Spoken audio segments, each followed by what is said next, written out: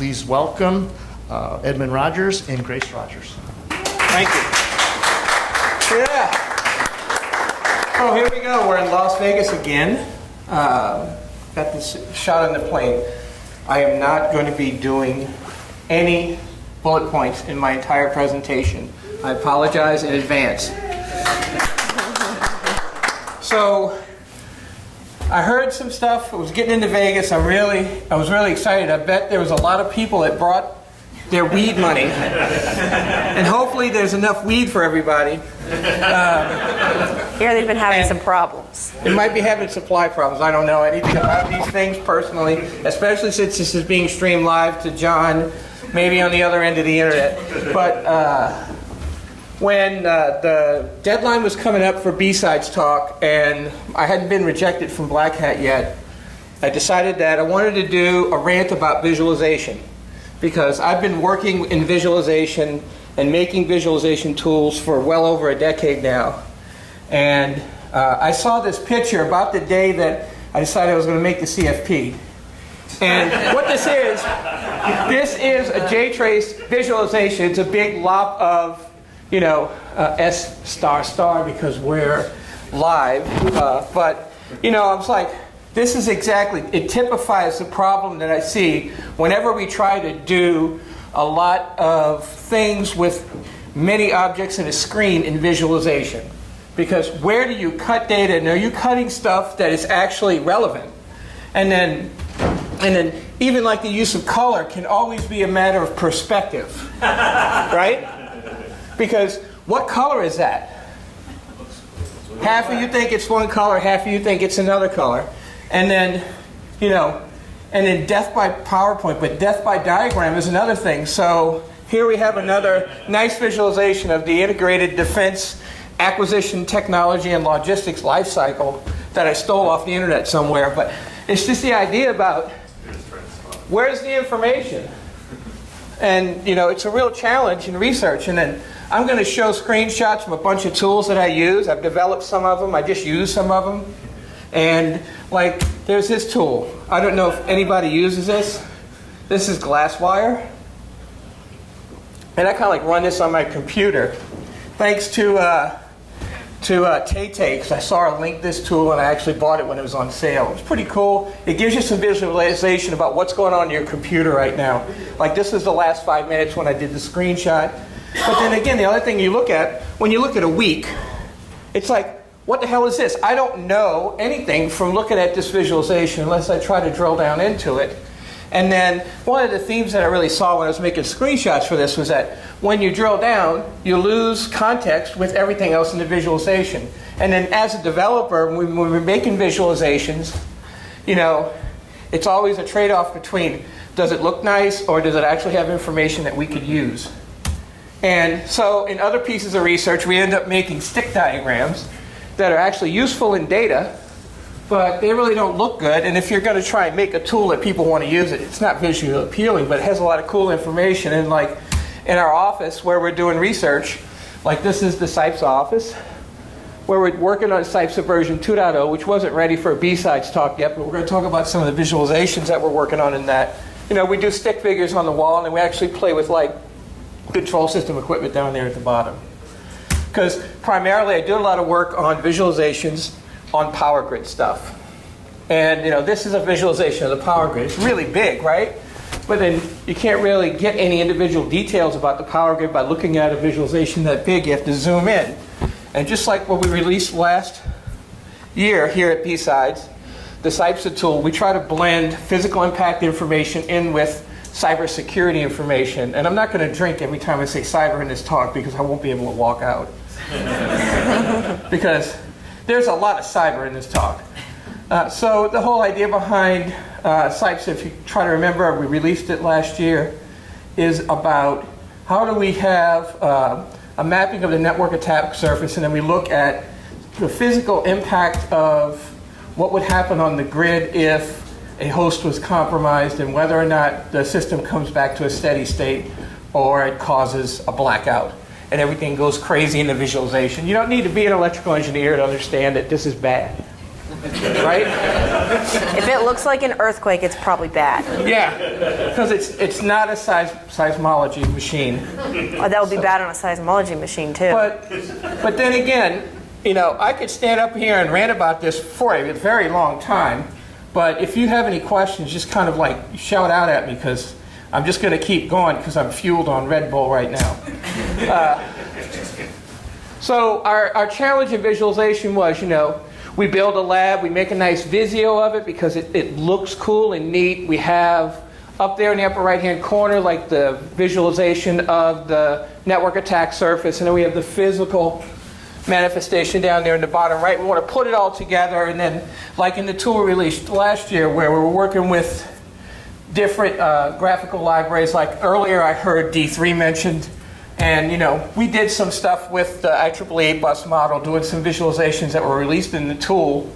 And then I showed this last year too, but then when we got to the 300 bus model, you know, the tool just doesn't move. So like whenever you do anything to try and move one step, when you visualize 300 substations, it takes like 30 seconds to a minute to increment one. Yeah. So takes a really long time. They talk about text for ants, but I'm pretty sure ants can't read that either. So, and then, you know, we went to maybe connecting things in a little graph. And these are all just things that we went through as we were iterating on the tool. But because the job that I really want to do is already taken by Bill, I'm going to do a demo. And we're going to try and do some demos too, because I don't have any bullet points to talk to, so I'm going to have to just show you tools. I hope you don't mind. Now I've got to remember which browser this is in, and you don't see my porn. Okay. So this is what we released last year, and I just wanted to show really one quick thing about this, because, you know, we've got the visualization here where we worked on this idea about making a tree, and then you click on things in the tree and you can get more information about what might be going on in the substation. But again, as we zoom in, we lose a look on the larger system. So I'm getting more specific information about a few things, but not the overall picture. And then let me come back up here. And so we tried this view where we have the substation inventory over on the left and the assets on the right, and then some of the other stuff that we covered in the talk. And what I wanted to show is like D3. We use D3 in this visualization here. And then this is really interesting because it's not as gloppy as the first screenshot I had, but one of the things I did when I saw this, and we finished this right before we released the tool last year, I said, that looks great, but I can't really do anything with it because I don't know where the substations are. And then, so if I zoom in to try and figure out where I might be, I have no idea where I'm in the context of the entire diagram. So these guys, so like it's the same thing like when you're in a map and you're zooming in, you have, oh, this is the name of the street, and you're backing up trying to figure out where you might want to go. It's hard to zoom in diagrams. And one of the questions I really wanted to start asking myself is like, is it that we're never going to solve this problem in visualization? Because how do you provide enough information for a human being to actually ascertain something from the diagram and still maintain a sense of context and things like that? Because there's a trade-off between where am I in Las Vegas and, you know, what street do I need to be on and what businesses are there? And, you know, this is just a visualization problem. I'm not trying to pick on Google, and I don't want to be sued by them. They do a fine job. But I think I was given slides, so maybe I should go back to Bill here because there's more stuff here. Because, like, yo, is it this button? Yeah. Thanks. She's helping me out here.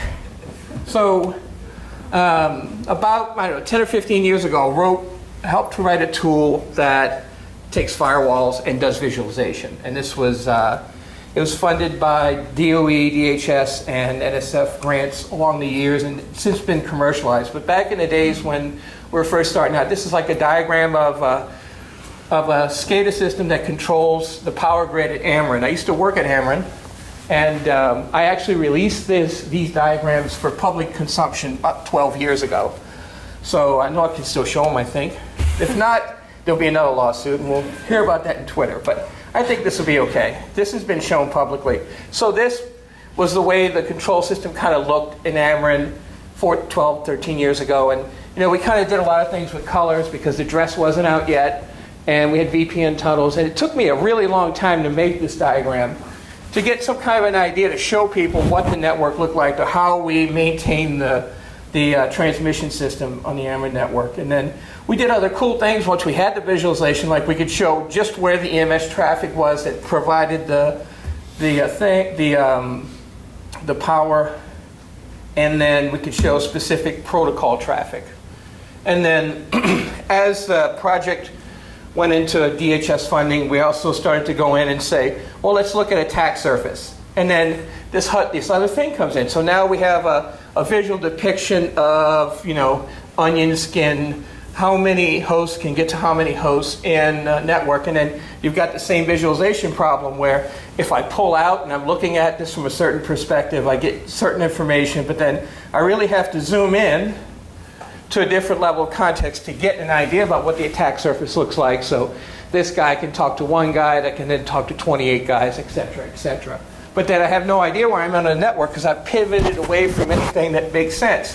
And just like that first diagram I showed you, so if you look at the tool the way it stands today, it kind of looks like this when it comes out, and then when I blow everything up, I can see again that I have a lot of stuff that really has no good frame of reference. I just see a bunch of dots on the screen, and a human can only really ascertain or grok a certain number of dots, right? But I was supposed to be doing demos, and I got the ladies pull back her chair. We're going to remind ourselves to do another demo here, because I think I've got this tool here. So this is like a live version of this tool, and you see, like when I want to go in and see something, I lose specific reference, and then it's going to move real slow because it's bogging down a little bit because I have like all these demos running simultaneously. But you get the idea about, I want to move things around here, and it's just, okay, I'm moving this guy around, and now I have no idea.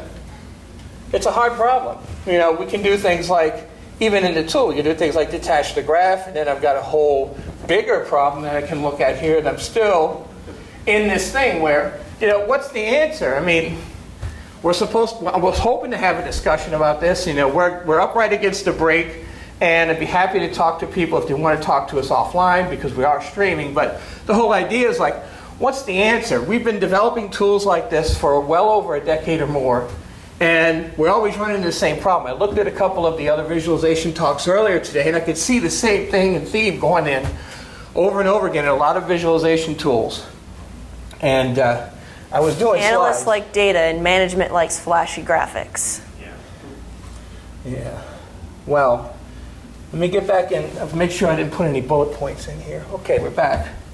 So, like we were talking about the SIPES and stuff, we are working on a better front end for SIPES. It's not ready yet. And then Grace is interning with me right now, and she's been working with Carl Reinhardt at UIUC on a different project, and she's going to go through what she's been working on in visualization, and then I'm going to let her take over for a little while here. And then anytime you want to stop and ask any questions, please do, or I'll be happy to keep talking. Go ahead. So we've taken one of NIST interagency reports that looks at the cyber security protocols for the smart grid.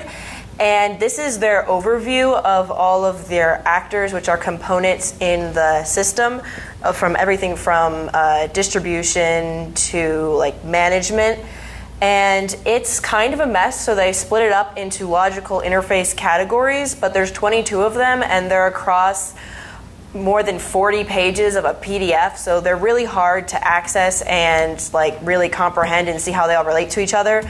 So we created a tool, which we're going to demo, and it basically combines all of those logical interfaces into one graphic that is in a 3D model so that we can more easily compare what's going on And so you can do, flashy things like zoom in and zoom out, spin it around, view it at different angles, separate. Isn't that badass? Separate the layers.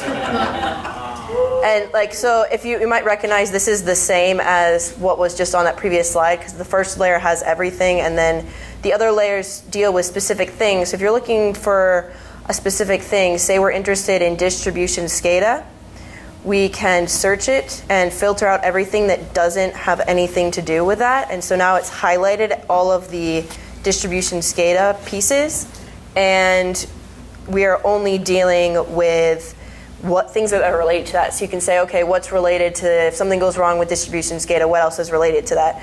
But even this is still, you can't get a reference, and it's clunky, and you can try to, separate things out so you can get a more comprehensive view, but in the end, it's still a problem of scale. Your brain can only process so much information at a time. But we also want to ingest information in the future. I'm working on a system to take things from other documents and things like SIPSA and also lay out their cybersecurity protocols. And we think this tool is useful for a reference. Not just you. Go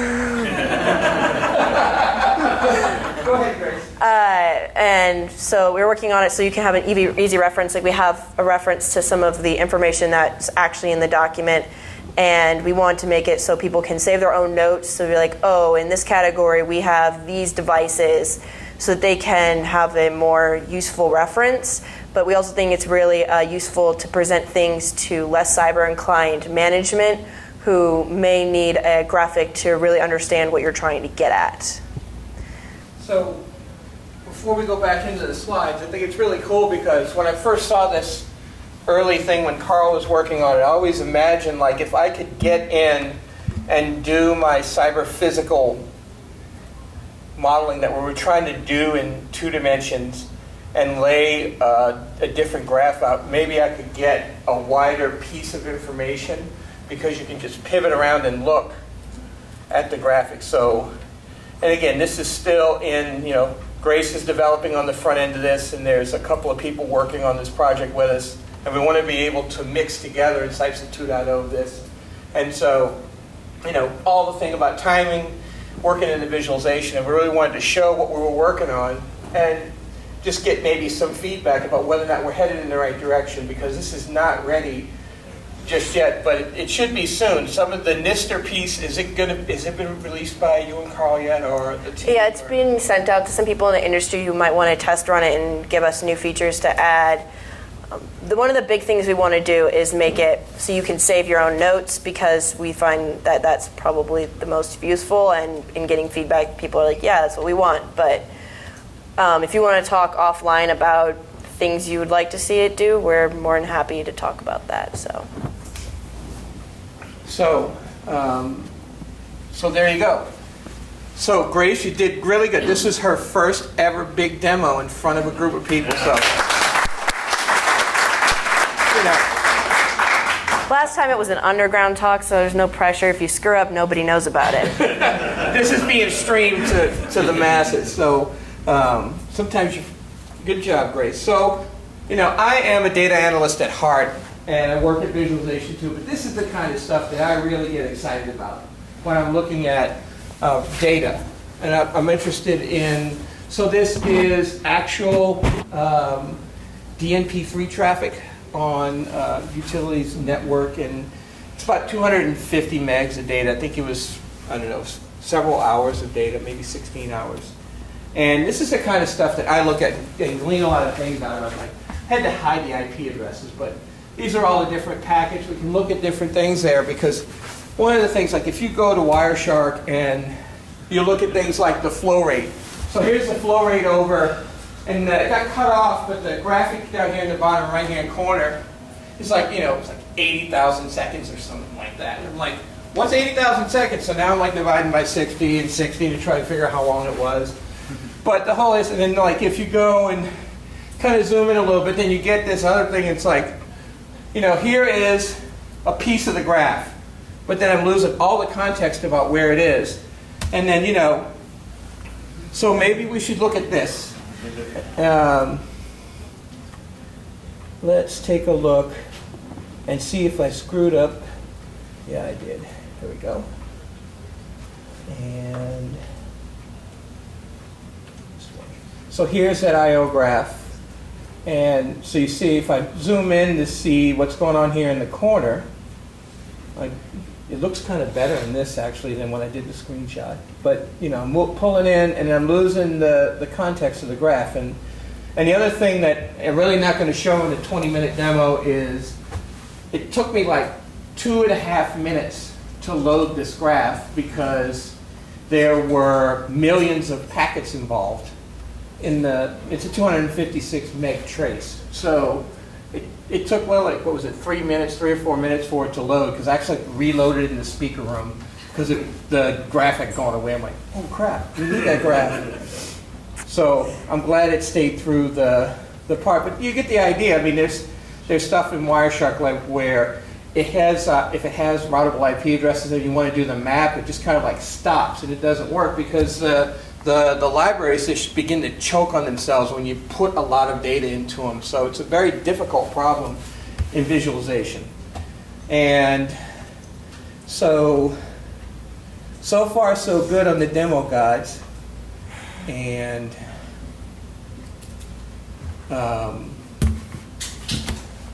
so we made it so far. We didn't lose any lives. I was anticipating a bad demo, but the third speaker on the talk, John Stillwell, can't make it, but he did provide some screenshots, and he wanted to talk about what they do with visualization nowadays, with live visualization. So they use this tool here, and I scratched out all the IP addresses, thankfully.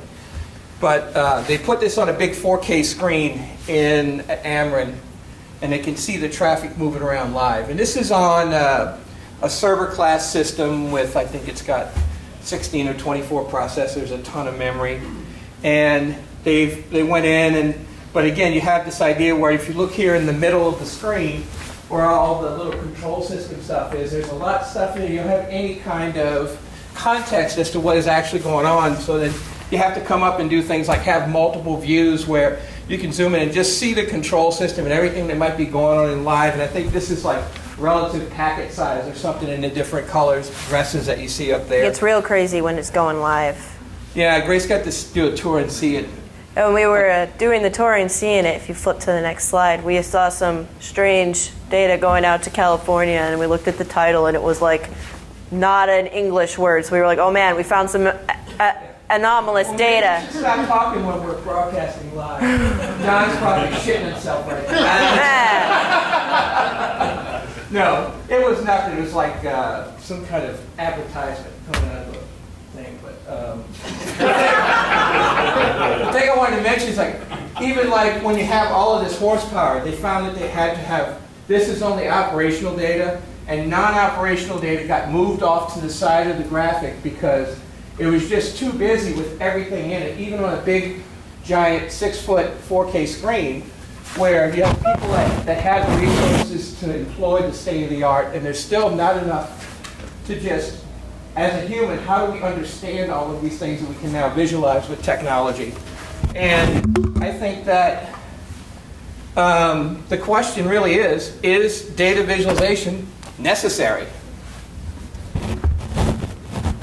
Yeah? That's the question. Works for me. Yeah? Well, it's like, I don't know that it's necessary if you want to build a tool and sell it. Because nobody's going to want to look at a tool that looks like this. Where's my slides? They're going all crazy now. So we go and we look at a tool that's like, it just gives me this. How are you going to sell that? But then again, on the other hand, so I'm going to build a tool that visualizes. What are you going to pay for a tool that can visualize something like this? What's in your budget? Because some of these tools are very expensive because they charge by device. So that's the question, and it's something that I think it's an ongoing struggle for everybody that does visualization, because it's almost like an NP complete problem. So that's pretty much, we're doing 25 minutes, and I think it's about pretty close to 25 minutes. I don't know. What time is it? And Gabe thankfully put us up against the break, so if you want to have side conversations, I think that it's going to be okay, and then maybe like the people watching online is not going to be able to participate in that. So John can go and change his shorts pretty soon now if you answer some questions. Do you want to do any questions for the audience? You have one up in the front. Yeah, the mic's coming. They want the people online to be able to hear you. Hi there. Thank you for your talk. So you mentioned visualization and selling a product and Yeah. it looked pretty, I'm paraphrasing slightly. That looks great, but how do you get actionable intelligence from that, and how do you create rules that can defend a network? Yeah, I know that in this particular visualization, some of the things that came out were poorly configured DNS shows up in visualization like this. So you move to an abstract layer of DNS, and you can see that you're using 8.8.8.8 for DNS, and it's being blocked at the firewall. So you've misconfigured machines that would like try to use Google DNS or something like that, and then, or for port 53 or just things like that. So some of this stuff you can catch in visualization, but it can just, from an analyst perspective, could be easily caught just from looking at raw data. But then I think visualization does serve a really good point at adding to your general IQ level about what's going on in your network, because if I see a nice visualization, you can get a lot of pattern recognition there. But again, it all comes down to level of abstraction, because if I'm back down here again, I lose some views that might be relevant. So that's a really good question. We could probably go for a while on that one. I think we boiled it down to like visualization can be handy for analysis, but only if you can also access some form of data. Whereas it's useful for an overview look that tells you what data you need to be looking at, but you still have to be able to look at that data. And I think the other thing we decided was that visualization was really good for presentations, marketing, and management. And demos. Yeah. Yeah, come on, the visualizations are cool for demos. If I just came up here with a bunch of statistics. We would have to use we would have to use bullet points. Yeah, I'd have to have bullet points. So you might have inadvertently answered my question, but given the relative poor amount of information that can be gained from these diagrams or workflows, whatever you want to call them, how exactly do you use them, and how have you convinced your employer to continue paying you to do them? So, when I was at Ameren, this tool came about because I'm lazy. So I'm an information security guy, and there was a regulation called the NERC that came out, and we had to document the attack surface of our firewalls for this piece of regulation. And I was like, I don't really want to do all this work. I want to have a tool go in and parse my firewalls so that we can like spit out spreadsheets so the auditors can come in and see what rules we allow at the firewall. And then at the same time, there was some people from San Diego came and did a vulnerability assessment of a tool called Antform that did a visualization kind of like this, and had the two tools put together, and that's where this tool came from. And then we were able to go in and say, here's all of our traffic. We see that everything is inside a VPN tunneled network protected by firewalls. There's no connectivity to the corporate network. And then we went through and stepped through each individual piece of traffic that comprised itself of the control network. And having a static visualization like that really helped to explain this to non-technical people. So yeah, there's a lot that you can do with visualization. And then if the fine is high enough, the price of the tool is worth it. Yeah, visualization. So long answer, but you know, it was a bit of a complicated question. Visualization is really good for the show your work part of the equation. So did you get the mic or? Okay, go ahead.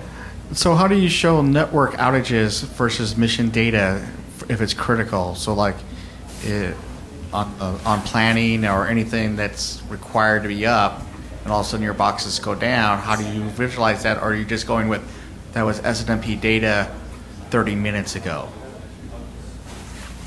Wow, that's a heck of a question. So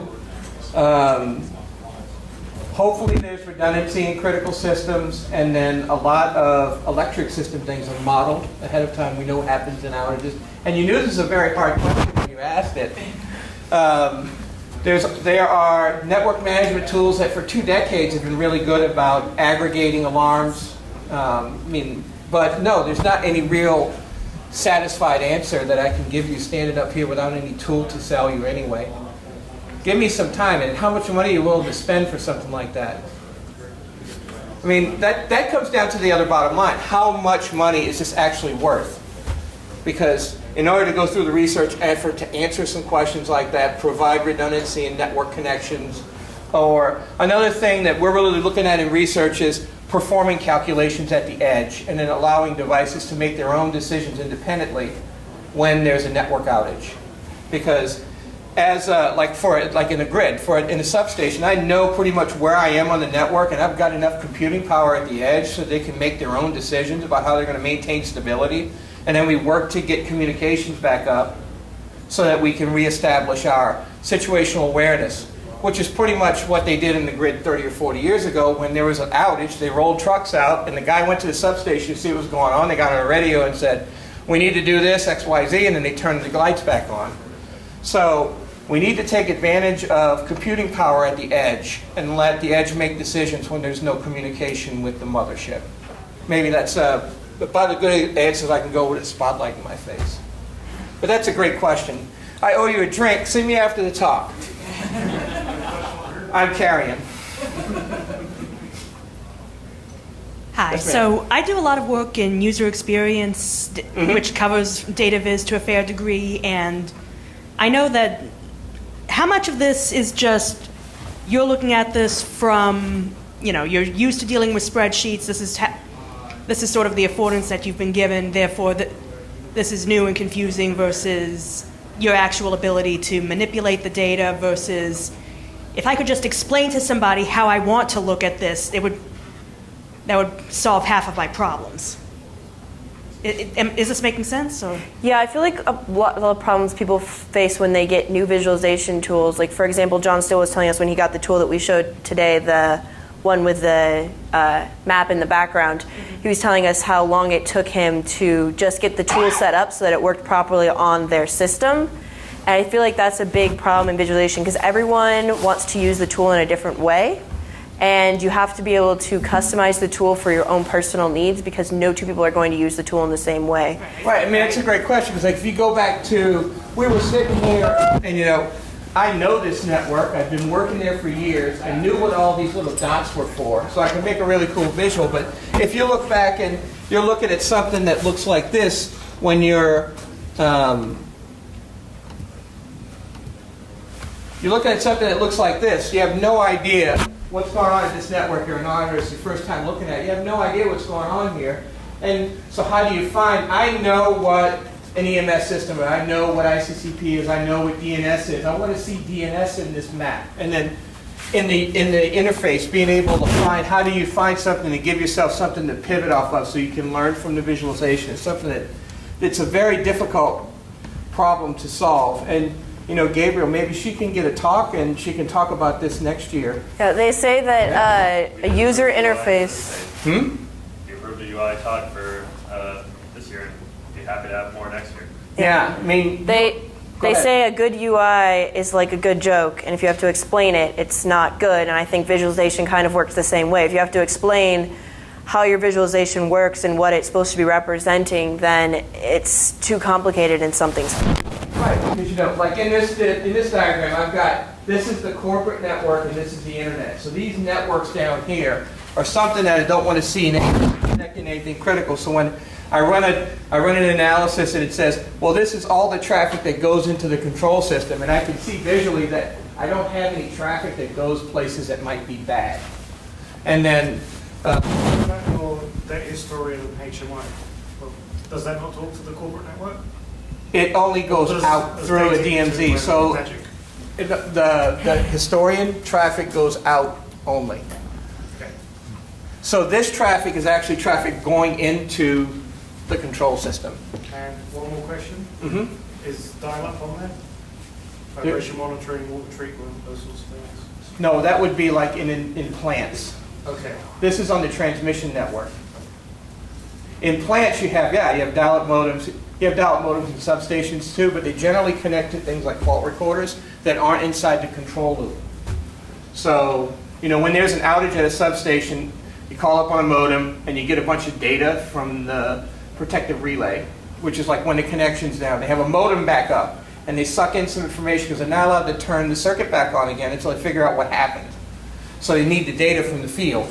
And generally it comes in on a modem, or a cell phone modem now maybe. Or VSAT.